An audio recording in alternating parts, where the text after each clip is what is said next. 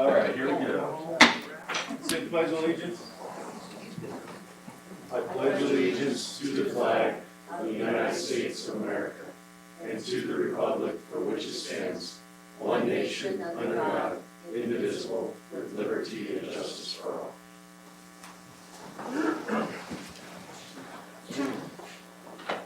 We'll have roll call.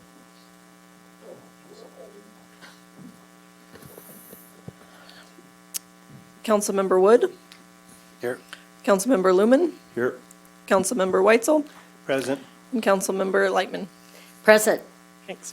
We will have Councilman Brantz coming later. He had to finish his bus route, I'm sure.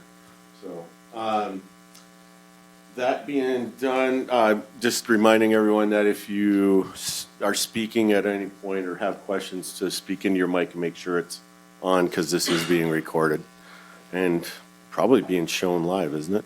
No. Oh, it's not? Just recorded. All right. So tonight we have one item on our list on the agenda, and it's the Emergency Services Consultant International. They will be updating the council on the emergency master plan for the fire department. And here we go. Welcome. Please introduce yourself for everyone. Of course. All right, good afternoon or good evening. My name is Robert Graff. I'm with Emergency Services Consulting International. I live in Ocala, Florida, 744 Northwest 14th Street, Ocala, Florida, in case you need that for the record. But so, as I said, I work for Emergency Services Consulting, and we came in and did a master plan. We've been working on it for about a year, and tonight I'd like to go over pretty much the layout and the outcome of the findings of the study, and answer any questions, and just kind of run through it for you. With no other, if you have no questions, I'll get started. All right. So like I said, I've been working for the consulting firm as a project manager and a senior consultant going on about 8 years. My current day job is a deputy chief of operations there in Central Florida. We're about an hour and a half north of Orlando. We run 25 career fire stations, 5 volunteer fire stations. We got about 811 employees. And we run hazardous materials, technical rescue, helicopter search and rescue, some SWAT medic stuff, and one of the urban search and rescue teams that services Florida during the hurricanes. And so I've been in emergency services now probably 28 years. As my last November was 28 years, and I've been a paramedic the entire time, and this is what I do. I love eat, breathe, and sleep fire department, and I enjoy getting to go out and help communities make their services better for the citizens. And so as I go through the report, I'm going to move around a little bit, if that's okay, so that I can see and get close to the screen. So you're going to hear me talk about benchmarks. You're going to hear me talk about national standards versus regulations, and these are the things that we use to compare and kind of provide guidance for best practices in the industry. Just a second. Before you start moving around, the microphone's right there. Okay. And this is being recorded. You could probably be close to. I'll be close. Yes, sir. So as part of our comprehensive analysis, we use an assortment of benchmarks, KPIs or key performance indicators, and then industry standards that are developed by the Center for Public Safety Excellence, ISO, and NFPA. And then if there's a specific state regulation, we'll make note of that as well. So we were asked to come in early in 2024 to put together the long-range master plan. And that plan would take a look at quantifying your current service delivery. It would evaluate the service delivery and the response performance. It would identify and forecast growth or emerging conditions that you might be dealing with in your community. And then we would help develop strategies to meet the anticipated needs of the service demand as you move forward into the future. So when we start one of these projects, one of the first things we do is we come in and we meet with the chief, and we talk and spend quite a bit of time with him. Before I actually came to Sheridan, I spent quite a bit of time on the chief doing some Zoom calls and just really getting to know what he's dealing with as a fire chief for the community and the service level demands that he's working with. And through that process, we came up with 5 things that he felt were his critical issues and things that needed to be addressed as we move through this plan. And the first one of those was the staffing challenges and an increase in call volume. The second was a comprehensive response capability versus the training limitations of being able to train and get the staff ready. The third was a declining volunteer fire district support. Fourth was recruitment, retention, and pay disparities. And then the fifth was the ambulance service responsibilities and resource constraints to be able to handle those emergency medical services calls. From there, we came out, we did a site visit, we met with stakeholders, we met with city council, we met with the city administrator, the mayor, the fire chief, the rest of his staff. We met with Local 276. We met with volunteers from Goose Creek. We met with the fleet representatives, HR, IT, and the communications center supervisor and I exchanged quite a few emails back and forth about the processes that were used over in the dispatch center.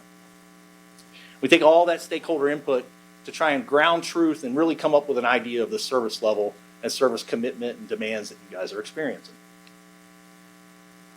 And from there, we sat down and we took 5 years of your data.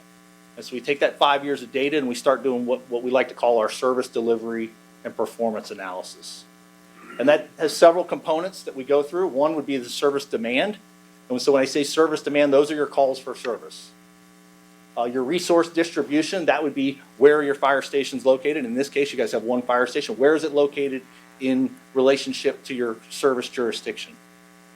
The resource concentration, how many resources are located inside that firehouse? Then we looked at resource reliability. How reliable is it when someone calls 911 that they're going to get a unit to be able to come right away? And then we looked at the response performance. How fast does that happen? And then we took all of that information and we pair it up and compare it to response standards that are outlined in the National Fire Protection, the NFPA 1710, and those standards that we use to guide our decision-making processes.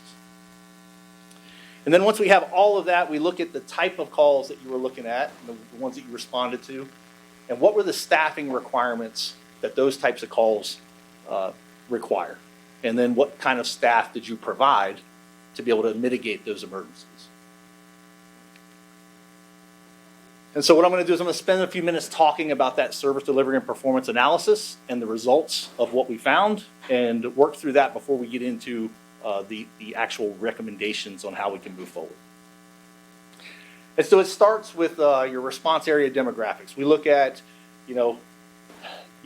your population base, the type of community that you serve, the type of occupancies that you serve, what types of buildings that you have in your community. Are they residential? Are they commercial?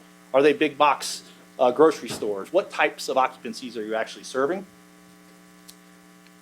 And we overlay all of that information on your population, because one would hope that the population density is where the majority of your calls are, and that's how you would dictate where you're going to put your resources. And so we start with our population density, and as you can see right there, your fire station is located right smack dab in the center, right where some of your most population is, which is great. From there, we looked at the 5 years of your service demand. And as you can see there, over the past 5 years, you've got an increase in service demand, which goes right along with an increase in population. And so we break it down to the different types of calls and how many of those calls were experienced throughout the year. And then we break it up. This is just another visual representation. If it were a pie, what would the type of call, what pieces of the pie would you be looking at? And as you can see, just like across the United States, emergency medical services is the majority of work that gets done. Those are I guess you would say the majority of service calls that most agencies respond to. And from there, we like to, once we get all of that information, we start looking at, okay, what's the future look like? And how can we give you some predictions on what to prepare for as policymakers, and you kind of have to have that information as you look forward and plan for the future. And so we do it a couple different ways. We take what was the population's historical change over time and multiply that out through the different types of calls to try to predict what types of calls and how much they'll increase over the period of time. And so we project it out to 2050.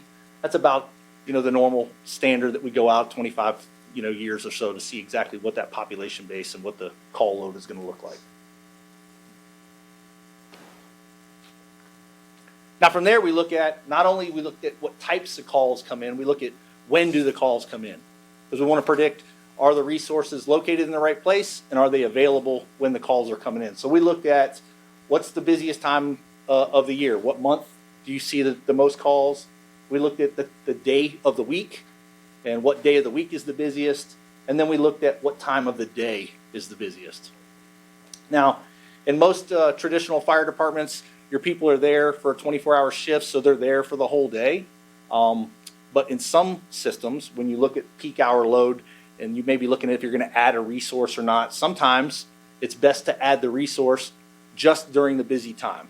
And this happens a lot with ambulances, with ambulance companies and places like that. If they're going to add a resource, instead of, if it's not busy all 24 hours, you may work into it and add an ambulance for a period of time. So we run that analysis too, so you can see what the busiest time is. And your demand is very similar to trends across the country. Starts in the morning, people get up and go to work. They start getting out, moving around. They have their issues. They go to work, they go home, and then in the evening, everything drops down. And through the middle of the night, there's not a whole lot of calls. What's key though is the calls that usually happen in the middle of the night, those are the ones that usually are the worst. And those are the ones that require people are in their homes. If they have a fire, they're usually there and need to be rescued. Or if they're having a medical emergency and they're calling in the middle of the night, it's usually something worthwhile. And so we like to show how that percentage breaks up. From there, we look at just a pictorial representation, a heat map. And so we'll break out all of your incidents. Then we broke out EMS, and then we broke out fire to show, does it line up with your population base? Are your calls being generated in the area where your people are at? And this will all come in handy here in a minute when we start talking about your resource location and your resource concentration. And so as you can see, right in downtown, those are your darkest areas. You've got all your incidents on the left. EMS there in the middle, you can see it's right there in your downtown area, and then your fires are the exact same way. And so very well placed, I guess you would say, with your fire station. And so then we move into the ISO. You get ISO credit every year, or every couple of years you do an ISO evaluation, and they come in and they look at a few things on how your resources are laid out. And so we take and we do that same analysis. You've got 13.63 square miles of service area. 11.69 of those service areas are covered within 5 miles of your fire station. So 85.80% of your jurisdiction is covered within that 5 mile allowance from the fire station, which is great. That's great. Yeah. Especially when you look at where your population base is, the areas that are red there, they are outside your 5 mile area, but there's not a large population base there. And so the majority of your population is covered right there by your firehouse. From there, we move into our 1.5. ISO gives 1.5 mile coverage for your fire engine. And you can see you guys have 3.52 square miles are within that firehouse, right within the downtown area or around the firehouse area. The percentage of area coverage is 25%. So 25% of your jurisdiction is within 1.5 miles of the firehouse. And then from there, if your ladder truck was staffed, you get credit for 2.5 miles, and you get points for all of this. All adds up for your deployment model and your ISO rating. And 50% of your jurisdiction would be covered within that 2.5 miles if that ladder company was staffed. And so these are great numbers, and I show you this to see that you can, what this does is it allows you to really picture from an aerial view of your response jurisdiction of what coverage actually looks like. When you're out there just riding around in the street or in the fire truck, it's hard to see, but when you look at it like this, you can really see what's accessible to the firehouse. Hydrants, again, you guys have 11.69 square miles that are within 1,000 feet of a hydrant, so water supply is great. 85% of your jurisdiction is covered within 1,000 feet of a fire hydrant. These are all great numbers. And they're working fire hydrants. Yeah, that's good to know. From there, we move into 4 and 8 minute coverage. So you have ISO ratings, and then you have NFPA. The NFPA uses a time distance travel, whereas ISO uses a square mileage or road mileage coverage. And so there are two different ways of looking at your coverage. The importance with NFPA is it ties right into how fast your resources are going to show up on scene. And so they give you 4 minutes and 8 minutes. 4 minutes, we're hoping that we can get a BLS unit, somebody on scene within 4 minutes to provide CPR or AEDs and those types of things for cardiac arrest. And then 8 minutes would be the time that it takes to get an ALS provider on scene or to assemble your effective firefighting force. And so we look at your agency. What's really great to note is that 43% of your incidents were less than 4 minutes, answered less than 4 minutes from the firehouse, travel time. From there, 47% additionally were in the next 4 to 8 minutes. So like those are great numbers. When you look at travel time and the ability to get somewhere and from where your resources are located. If you look there, we put the dots on the map so you can kind of see where they're, those are the 4 to 8 minute map numbers. So you can see they're just a little bit outside that center round area, which is indicative of that just outside that 4 minute travel time. And you had 8% of your incidents, so 42 incidents total that were outside that 8 to 12 minute zone. Now, what I think is key to show there is you can see that they don't look like they're that much farther away from the firehouse, and there's a good chance that those are calls that they were already on another call. Because otherwise they would, if you look at the map before that, it showed them close to it. So there's a good chance if you went back and looked at every one of those calls, some of those are probably because either they were out committed somewhere else and then responded to that call. And then you had only 6 incidents that were outside of the 12-minute time frame. Just great numbers. From there, we move into your resource concentration. So the resource concentration is the number of firefighters that you can put on scene within an 8-minute time frame. And so you're predicted to be able to put 4 firefighters on scene within 8 minutes for 64% of your jurisdiction. That assumes that everybody's in station, everybody's available, they're all there. What I would like to present and point out, though, is NFPA 1710 has a 2-in, 2-out rule. And on most days, you have 3 people on your fire truck. So if that battalion chief is not running right there with them, they don't mean the ability to go 2-in, 2-out. And so they're put in a situation to where they have to make a choice to go in and perform their measures without the appropriate backup outside. And so that is one of the main, I think, I would say drawbacks of just that 4 firefighting crew with having the split crew. But it's something to work towards. And so we'll talk about that as we move through the recommendations.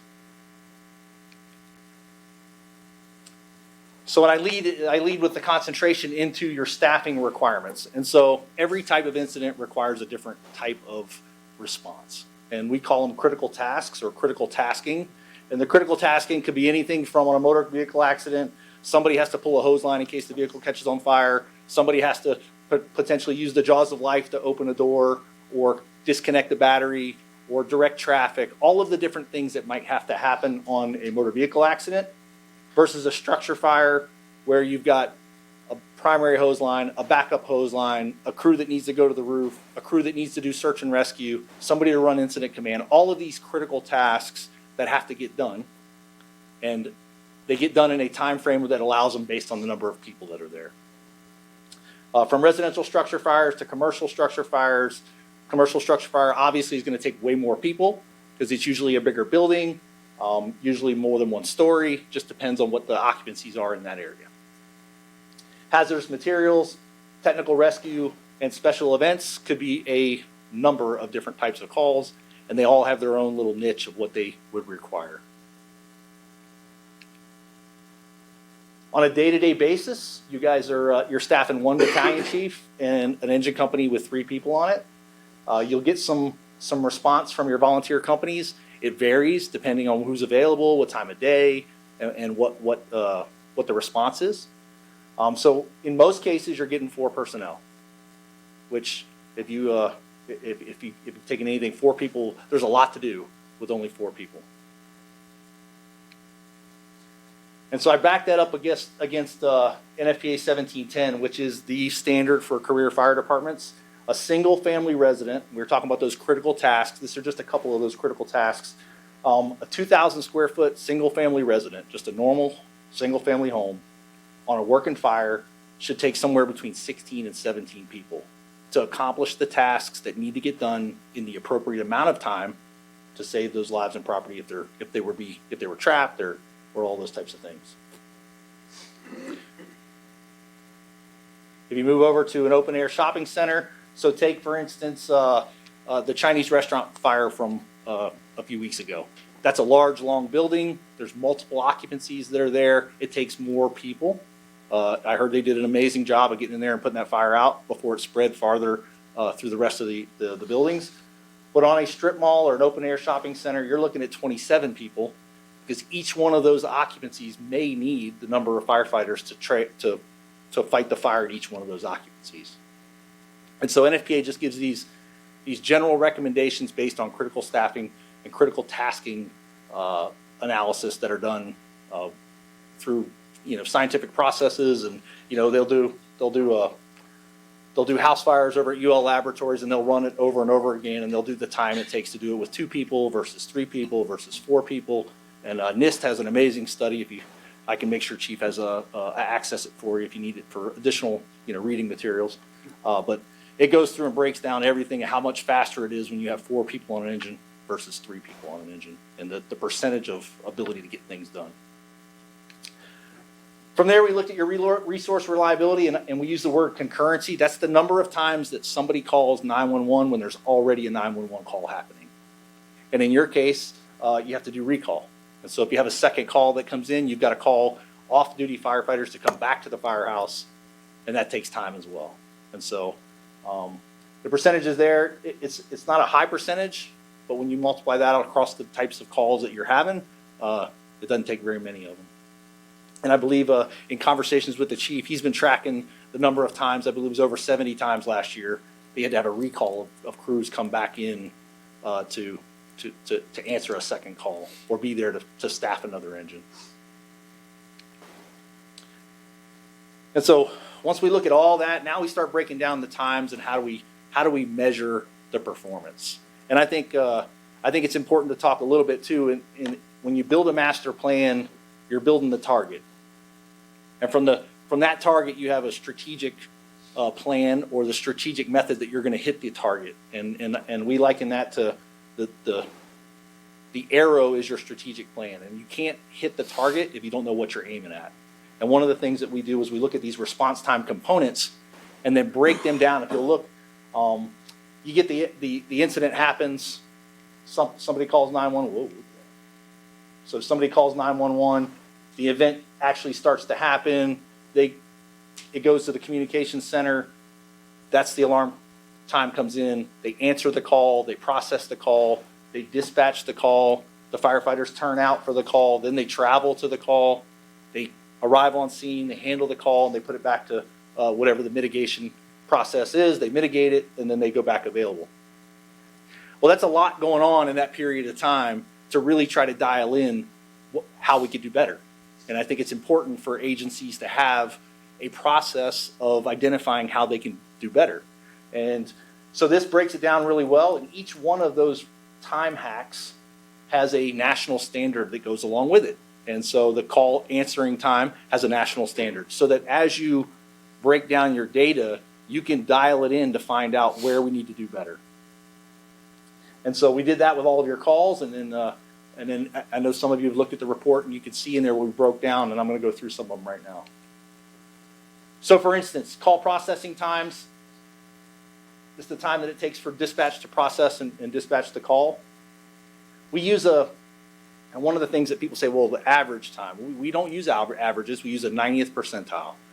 And the difference is in an average, if I had 2 calls, one took 2 minutes and one took 20 minutes, and you average it, you would say, right dead in the middle, 10 or 11 minutes. Well, it was 2 minutes on one of them and 20 on the other. So it really doesn't give an agency the ability to really dial in their performance. And so we use a 90th percentile, which is your best 9 out of 10, or 90 out of 100, or, and so on and so on. It gives you a few outliers, but it also gives you a better measure of your performance. And so we took and we did all of your call time hacks, matched them up to the standard, and they're all listed there. And you can see for your call processing times, the national standard is 60 seconds. And most of those are a little over 60 seconds. And I know Chief and I talked a little bit about the dispatch processes and where you're dispatched by a sheriff or a police department. A lot of times the police department they're going to send a cop out to go check it out.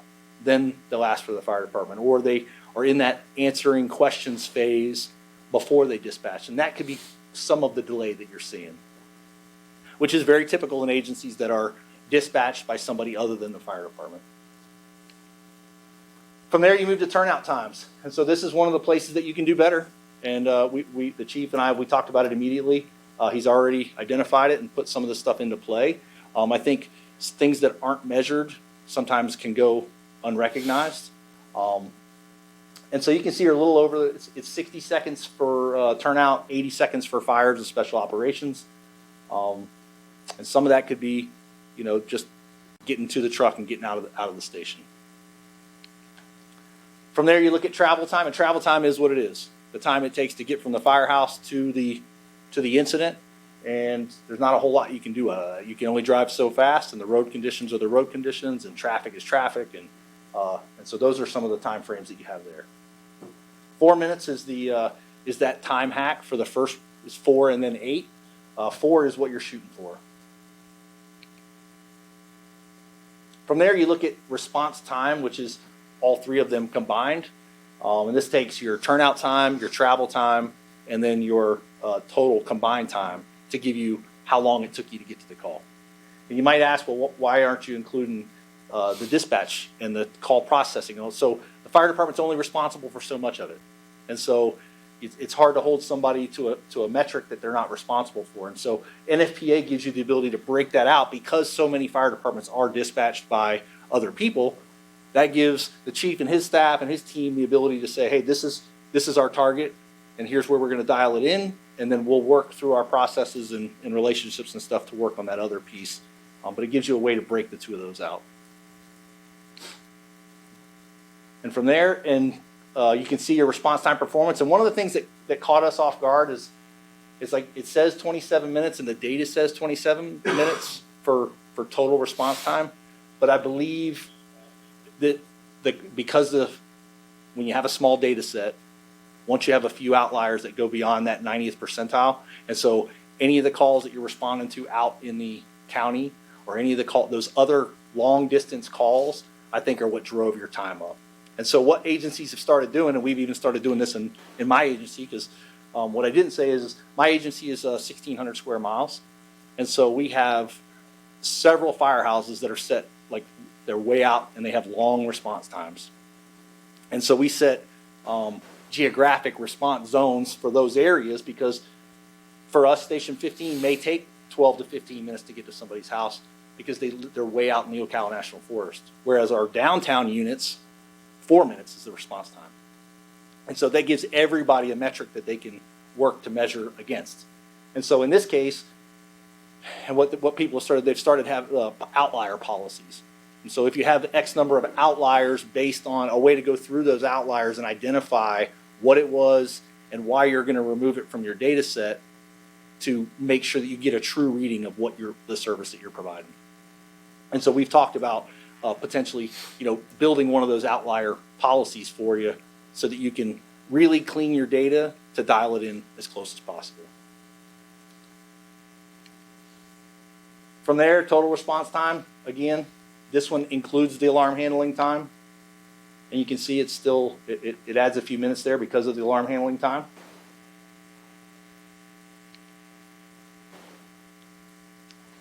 And so what I would say about, and we're going to talk about it in the recommendations, is when you look at all of those time hacks, and I believe you were saying it right before the meeting, you've already identified where there's some places where you can get pretty darn close to the national standard just by addressing a couple of those small processes. All right, so that was the data. That was the data discussion, and I'll be more than happy to answer questions at the end, or if you have any specific questions about the data. But from there, we move into, we looked at your facility. You have one fire station. Overall, it's very functional. It meets the operational needs of the fire department with some targeted improvements that would enhance its resiliency and function. I think that fire station would serve you well still into the future. It does have some immediate concerns that need to be addressed according to facilities. That would be your roof condition, and then installing some automatic cooking shutoff valves. Adding doors to the bunker gear storage would also help with that cancer initiative to prevent cancer causing agents to get onto the bunker gear. You guys have a great decon quarter there already, and I think the only thing that's really shy there are some doors on those the gear lockers. Let's see, apparatus. Into your apparatus, you guys have a lot of great apparatus. Your replacement planning on your apparatus is usually based on the age of the apparatus and a budgetary constraint, which is normal in a size department like this. You move them to reserve status based on their case-by-case basis. So you kind of, getting the most out of your apparatus that you can, and then moving it to a reserve status. Your apparatus range in age from 2 years to 30 years, with an average age of around 15 years. And what that does is it kind of gives you some insight in that chart that I made for you of what your replacement planning costs could be into the future and what that looks like for your planning processes.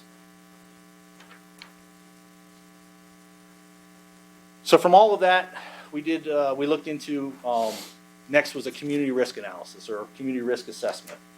And once you look at your data performance and your service delivery and performance and where all of your resources are at, now you got to kind of look at, all right, we've talked about the different staff that's required and the types of calls that they might run. Well, what's our community look like? What type of risks does our community face? And so you look at what are your high risk probability type incidents and what are your low risk probability, and then what is the severity that those are going to have an impact on your population. And so in the report, I go through and I list all the different types of natural and man-made disasters that you might encounter and what those probability or severity could yield that your fire department may have to address. Oop, I went backwards. And it kind of breaks it out for you with a percentage of things that you may encounter. And you can see right there your emergency medical calls are your highest. Structure fires, hazardous materials, and technology hazards. Those are things like cybersecurity and things that could cause a problem for you. Those are more and more prevalent nowadays.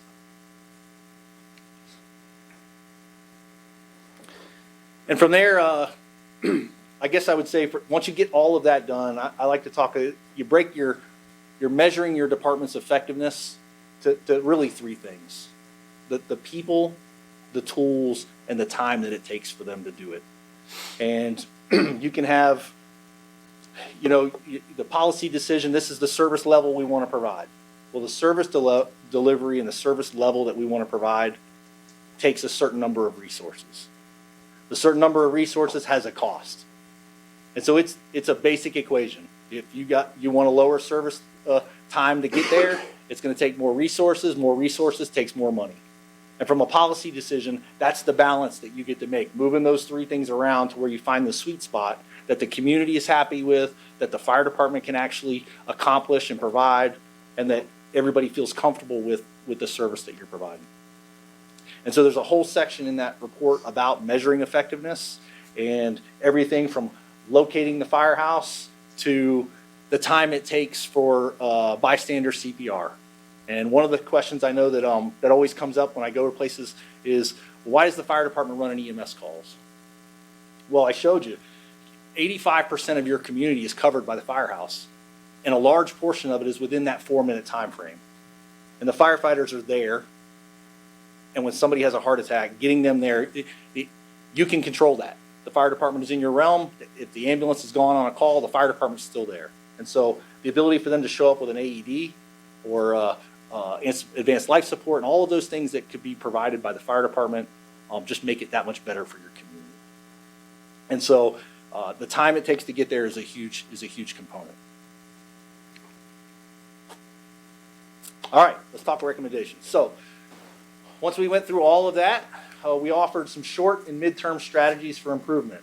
And without going into all of them, basically, we looked at best practices for things that dealt with management of the fire department, planning for fire department and EMS, capital assets, planning processes for your capital assets, facilities, your special operations team, whether it has to do with hazardous materials or technical rescue. We spent quite a bit of time dialing in those teams or those operations and giving industry best practices to the chief for evaluation. Fire prevention, making sure that some of those industry best practices are identified. Public education, training, staffing, of course, and then emergency medical services. And these are, I guess, for lack of a better term, some of the lower lying fruit that are easy to get to and give them some things to actually that they can knock out in the short and midterm. Some of the midterm goals, which, what I love about government is it takes some time to get things done. Nothing happens overnight. And I think understanding that nothing happens overnight allows you to build plans that you can actually see things start to happen.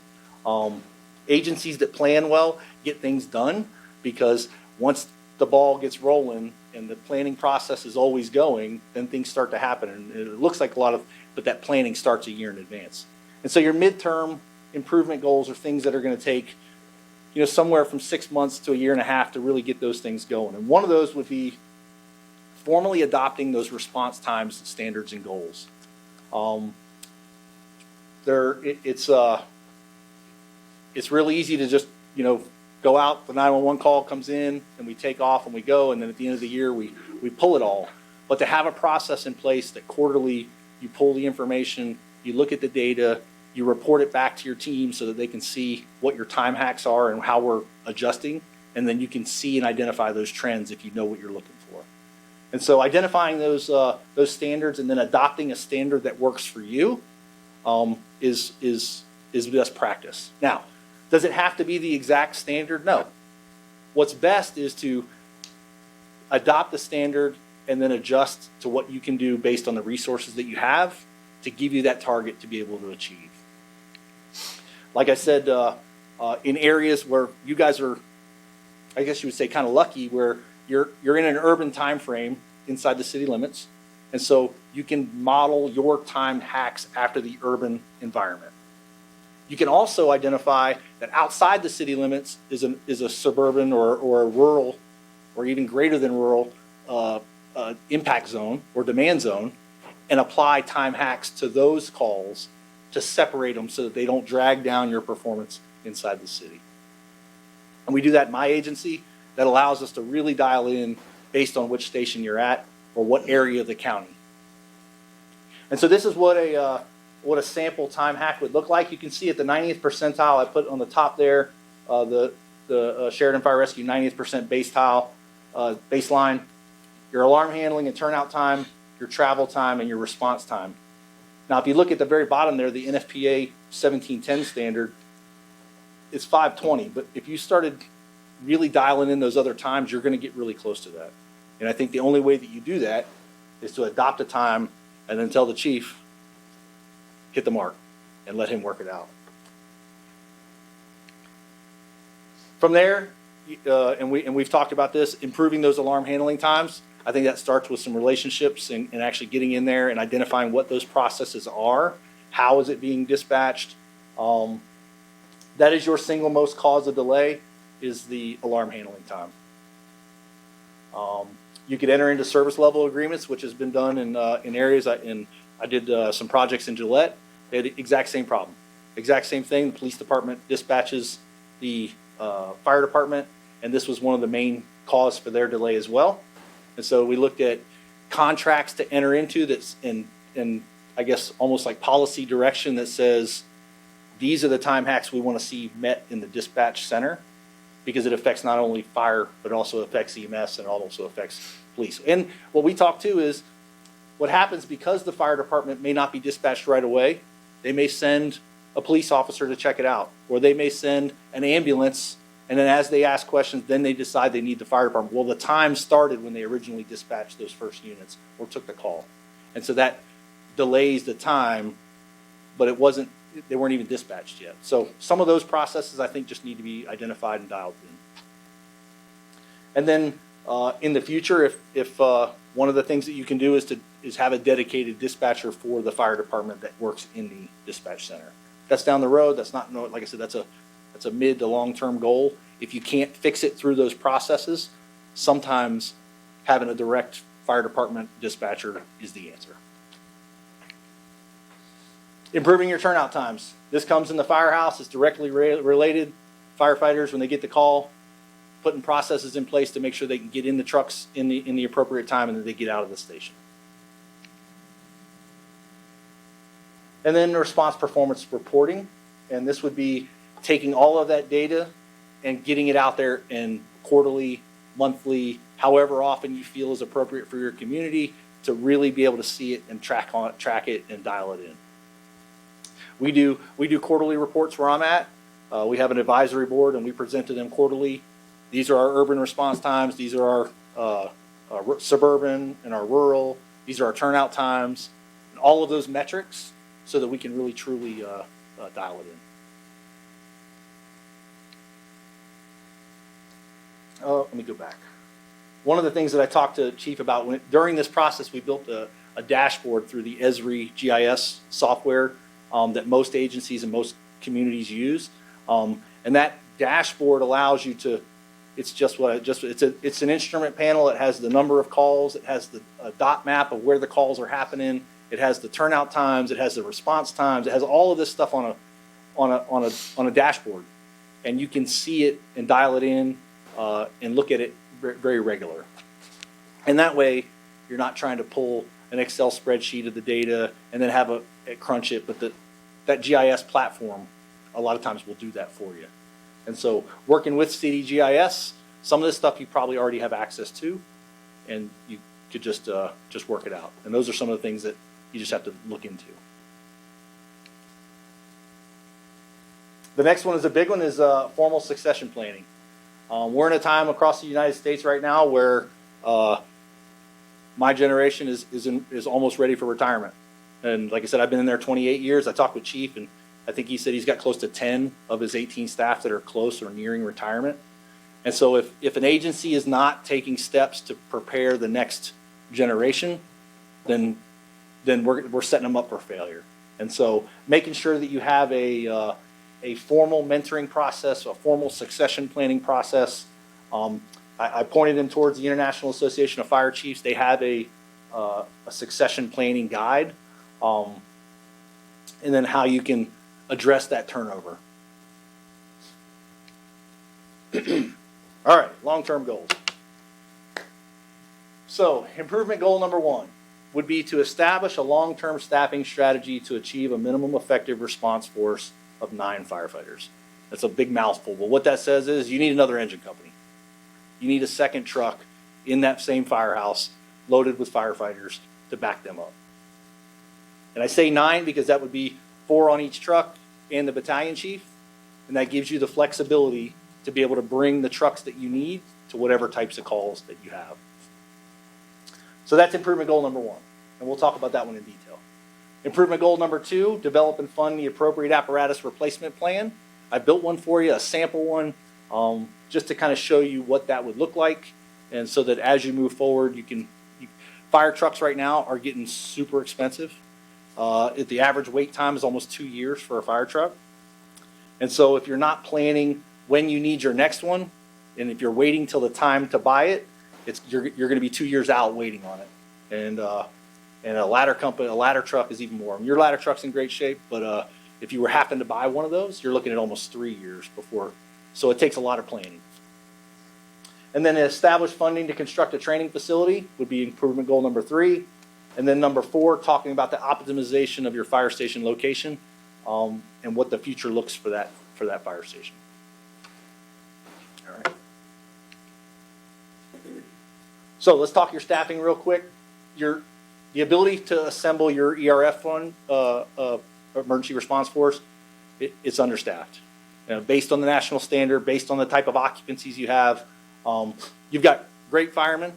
Don't mistake what I'm saying. You've got great fire crews. They showed that at the Chinese food restaurant fire the other day. So it's not the fact that they can't do the job, it's the fact that the job that you're expecting them to do requires more people.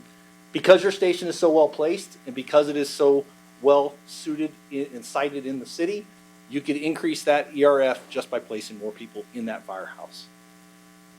Expanding that workforce to an additional fire company would allow you the ability to bring an engine or a ladder company. If they were going to a single family resident, they could bring an engine. If they were going to one of these bigger buildings downtown, they could bring the ladder company. And then I believe that developing a phased plan to increase that staffing over a period of time is the way that you would get there. And it's also going to help you reduce that dependency of off-duty people having to come back to the firehouse. The additional company, again, allows you for some flexibility in your deployment based on the type of call. You could bring with the apparatus you need. Anytime you have an inadequate number of firefighters, you increase the risk to your civilians or the firefighters by not having the people there necessary to do the work. I believe it would take you roughly 15 FTEs to staff that other fire truck inside there to make sure that you had enough people to cover when vacations and time off and to be able to hire it over a period of time. 15 is the number that you're probably looking at. A sample plan, you don't have to hire it all at one time, but over a 5-year, you could do it a 1 year through a 5-year plan, break the FTEs up over a period of time so that you could absorb the costs and find a way to, and hiring 15 people at one time is not easy. And so trying to do it all at one time is probably going to be tough anyway, but breaking it up gives you the ability to get good quality staff, start working on your succession plan, and then get that truck in service sooner rather than later. How's that going to impact your fire suppression? One, it's going to increase your staffing and give you a direct credit for your ISO rating. You would immediately have the ability to meet that 2 in, 2 out all the time. And there wouldn't be any question about whether they were going to have the fourth person there for their 2 in, 2 out. And then you'd have the industry standard number of people on shift every day for a hazardous materials call or a technical rescue incident, which you guys have the opportunity is there with the number of transportation routes that go through your community. On any given day, you could have a tanker turnover or something like that. Cost projections, we broke it down in your report what that cost is. We use the term decision unit. So in the report, underneath that, you're going to see decision units. And a decision unit is some resource that you want to add, whether it's a single resource, firefighter, or an engine company, or a station. And we've broken that out for you based on your budget and some projections based on the local area and what building costs and all those types of things are, so that you can kind of see what it would take. We broke it down over the different types of plans so that you could look in a la carte, pretty much look and see, all right, this is what meets our needs, and this is what meets our community, and what we could basically, what we can afford.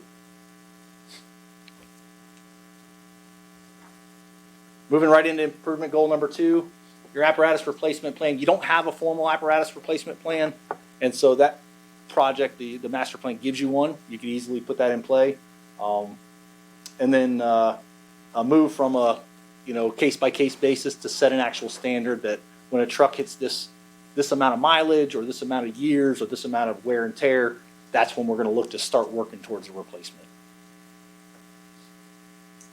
Without an adopted replacement plan, those costs creep up on you because if you're not watching it, next thing you know, you've got to replace 3 or 4 apparatus, and that's a huge cost. Here's a sample look at it. It's in your report there. I know it's probably hard to see as small as it is, but you've got quite a few of them that are meeting that current life expectancy based on the NFPA. That doesn't necessarily mean that it's not still in good shape. All of your trucks are well taken care of, and a community that runs a lot of calls or a community that runs a few calls might have 2 different needs. The type of terrain that you're driving on, all of those types of things. The third goal we talked about, we worked with when I met with the Public Works Director, was one of the requirements for ISO is a number of training hours that are required every year. One of those requirements is at an approved training facility, usually 3 acres or more. And so going out and training in the community, they're not able to get those points for your ISO rating because they don't have an approved training facility, local. It also makes it very hard to train for the types of occupancies that they may encounter if they don't have anywhere to actually train. And so you'll see in there, we talked, there are several properties that potentially could be used in the future. Again, it's not the number one need that you have, but something to consider over the period of the master plan. And they're building some really cost-effective training facilities out of Connex training towers, Connex boxes, and then metal buildings that meet all of the requirements that allow you the ability to train and the ability to do live fire training evolutions, which is very important to do live fire training exercises. And last was the optimization of your fire station. So we were asked to look at, is it in the right place? I really do believe that fire station is in the right place. I think that moving forward,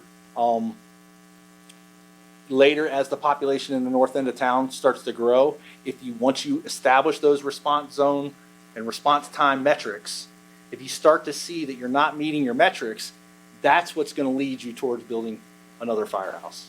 And so to come in and say, yep, you need another firehouse in the north end of town is probably a little premature.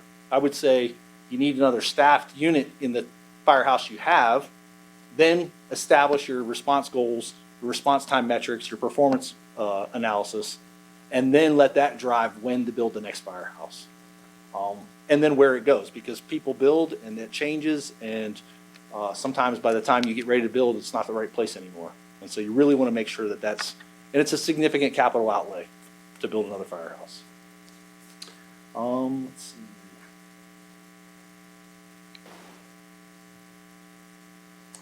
So again, right back to what we said, your fire station covers the majority of your zone.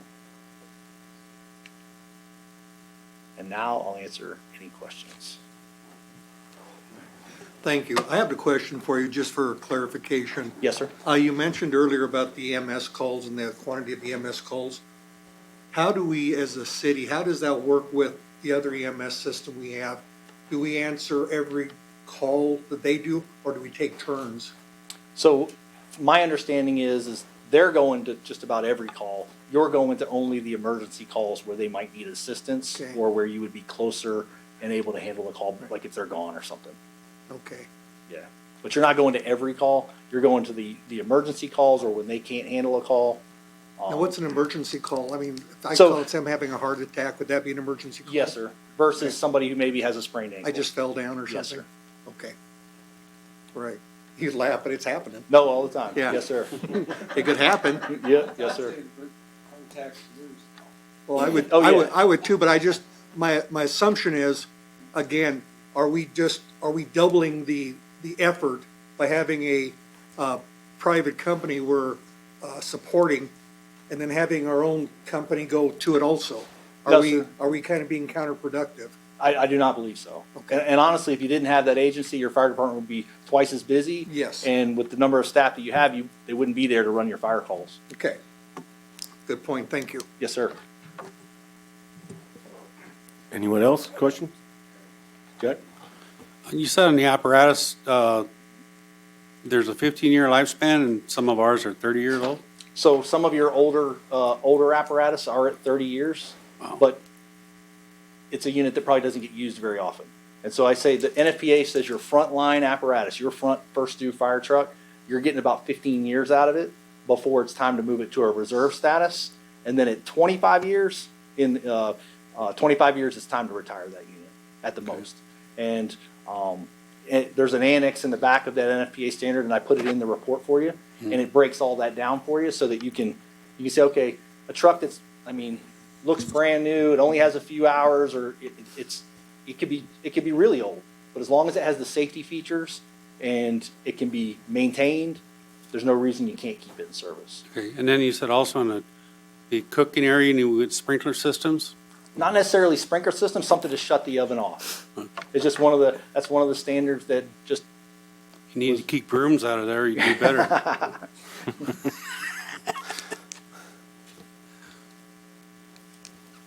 Ms. Lightman. We've known for a long time that we need more firemen or firefighters. I wish the National Fire Association would tell us how to get them.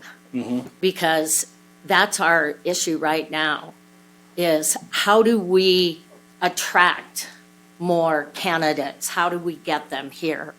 That's one of our biggest stumbling blocks. So, to answer that question, if I were a young firefighter and I was looking for where am I going to go work, I'm going to look for what type of firehouse am I going to work in?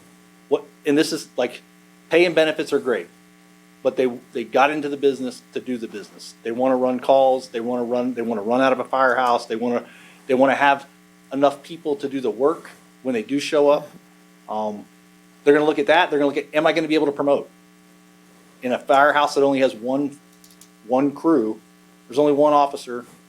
And so a young firefighter looking at his career, like if he has any aspirations to be an officer or promote through the ranks, that's going to be very tough. And so those are things that they're going to look at. They're going to look at, is the community growing? What are the schools like? All of those types of things, of where they're going to raise their family. And like for in my instance, 28 years, same community, I'm bought in. And we have had to start practices where we're at. It's not just a local problem. This is something that's happening across the country. There's just not enough people to do that type of work. And so you got to work really hard to get the ones that you need, and then work even harder to keep them once they're in the door. And what we have done is started in the high schools, finding young people in the high schools, getting them enrolled in the programs, training programs, cadet programs, getting them involved, and then hiring them as fast as we can and getting them trained. And that's what we have done, and it's been very successful. And Chief and I have talked about it. We have a mentorship program, and it meets two nights a week, and it's young people, 16 years old, usually in high school. They come to the firehouse. They work out. They do workouts, and we show them the gear and the trucks and the ride along programs and those types of things to get them to see if it's really what they want to do. Because there's nothing worse than dumping a bunch of money into somebody and then they decide this isn't for me after you've paid for their school or paid for all their training and stuff. So I think creative ways to do that across the country are the way to succeed.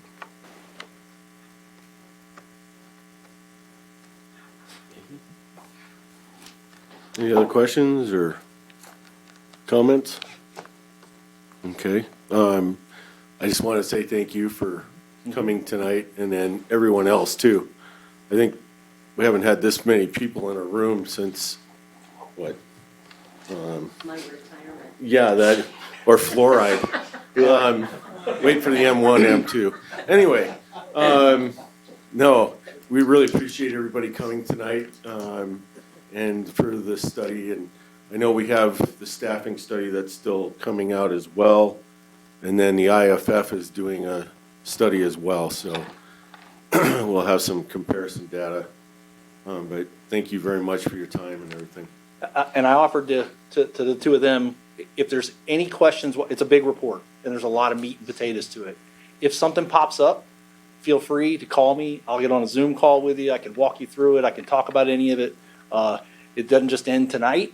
I make a commitment to anywhere I go, and you end up with a lot of lifelong friends from doing that. I go all over the country, and I've been to, probably 50 or 60 different fire departments, and you guys have an amazing group of people that work for you. Your firehouse is awesome. You can see the history in it, and the fact that your local is local 276, like that's a 3-digit number. My local's a 4-digit number. We're less than 50 years old, and to go to a firehouse and see the, 100 years of tradition and stuff, it's really cool. So you got a lot of good stuff going on here. I'm available anytime. Please just let us know what we can do to help you. Appreciate it. No problem. All right. If no other comments, we'll entertain a motion to adjourn. So moved. Second. All right. It's moved and seconded. Any further comment? Hearing none. All those in favor say aye. Aye. Opposed, same sign. Thank you all for coming. Okay.